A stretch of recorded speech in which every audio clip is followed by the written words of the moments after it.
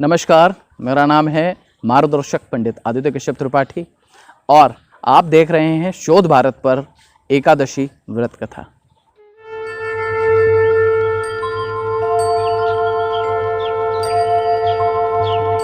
एकादशी व्रत कथाएं। ब्रह्म वैवर्त पुराण में देवशयनी एकादशी के विषय में विशेष महत्व बताया गया है। उसमें लिखा है कि यदि कोई इसका व्रत करता है तो उसे निश्चित तौर पर उसकी सभी मनोकामनाएं पूर्ण हो जाती हैं। यानी यदि आपके मन में कोई भी मनोकामना है तो आप इस व्रत को कीजिए, इसकी कथा को सुनिए, आपकी मनोकामना पूर्ण हो जाएगी। ये जो एकादशी है ये आषाढ़ मास जो आता है, यानी जो आषाढ़ मास है उसके शुक्ल पक्ष की जो एकादशी है उसे हम देवशयनी एकादशी कहते हैं। जो कृष्ण पक्ष की एकादशी आई थी वो योगिनी एकादशी थी। बहुत सारे लोगों को इसको लेकर के भ्रम रहता है। इसी एकादशी से चतुर्मास भी प्रारंभ हो जाता है।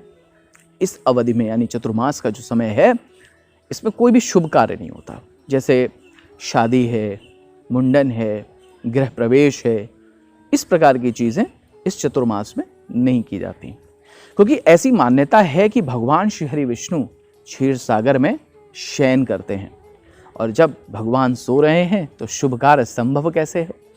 तो इसी समय भगवान जो सोने के लिए चले जाते हैं, इसीलिए बोला जाता है देवशयनी एकादशी।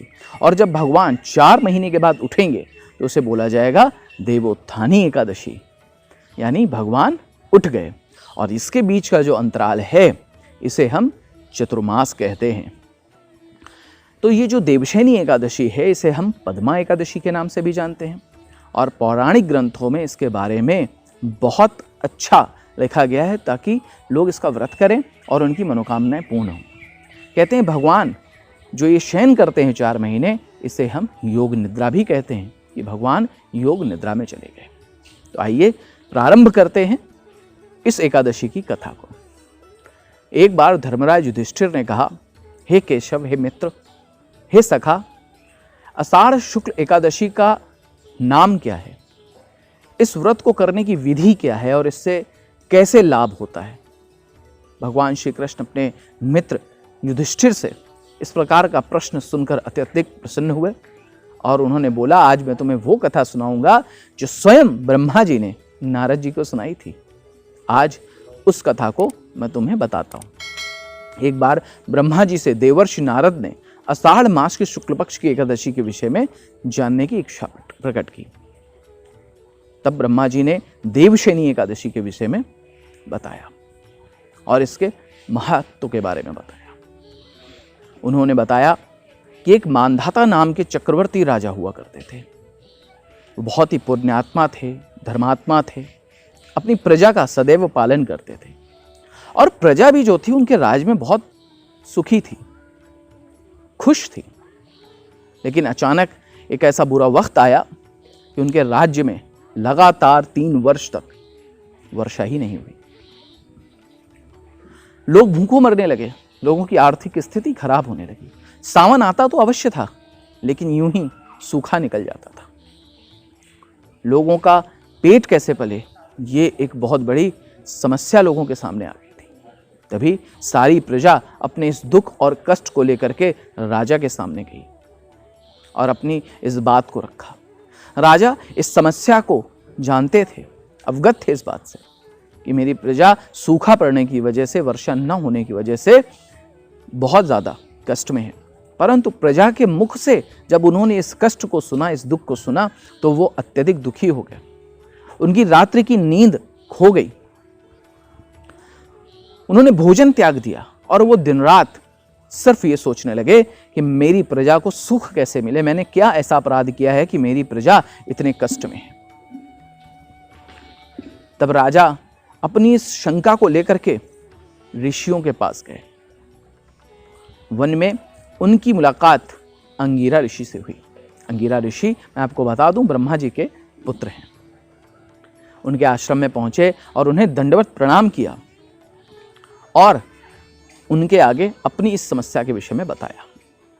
अंगिरा ऋषि ने बोला कि सतयुग में हर व्यक्ति को अपने कुल का पालन करना है, अपने वर्ण का पालन करना है। लेकिन तुम्हारे राज्य में एक शूद्र शिक्षा प्राप्त कर रहा है, यज्ञ और हवन कर रहा है, जिस कारणवश उसके गलत प्रयासों से तुम्हारे यहाँ सूखा पड़ चुका है। जाओ और उसे दंडित करो और उसे शिक्षा लेने से रोको। राजा बहुत ही कोमल हृदय के थे, तो उन्होंने इस विचार को त्याग दिया। उन्होंने बोला, नहीं, मैं किसी को शिक्षा लेने से, हवन यज्ञ इत्यादि करने से रोक नहीं सकता हूं। तब उस समय पर राजा ने अंगिरा ऋषि से किसी और उपाय को बताने के लिए बोला। तो अंगिरा ऋषि ने उनसे कहा कि यदि तुम उसे दंड नहीं दे सकते हो तो जाकर के देवशयनी एकादशी का व्रत करो, उसका पालन करो, कथा सुनो, और इससे तुम पाप मुक्त हो जाओगे और तुम्हारी प्रजा भी पाप मुक्त हो जाएगी। अंगिरा ऋषि के इस शब्द को सुनकर के राजा बहुत ही प्रफुल्लित हुए, प्रसन्न हुए, और राजा ने जाकर के आषाढ़ मास की जो शुक्ल पक्ष की एकादशी है, जिसे हम देवशयनी एकादशी कहते हैं, इसका अच्छे से आयोजन किया, इसका व्रत किया, भगवान श्री हरि विष्णु का पूजन किया, और उनके राज्य के लोगों ने भी इस व्रत का पालन किया, और उसके परिणाम स्वरूप जो सावन उनके यहाँ आया वो हरियाली और वर्षा लेकर के आया, और उनके यहाँ जितना भी सूखा पड़ा हुआ था, दरिद्रता का भाव हो गया था, वो सब समाप्त हो गया। वापस से उनकी प्रजा धन धान्य से भरपूर हो गई। तो ये है भगवान श्री हरि विष्णु की कृपा, भगवान श्री हरि विष्णु के व्रत का कारण। इसलिए इस एकादशी का व्रत आप अवश्य करें। यदि आपके मन में कोई भी मनोकामना है, उस मनोकामना को अपने हृदय में रखें और देवशयनी एकादशी का व्रत करें। इसी के साथ मुझे आप विदा दीजिए।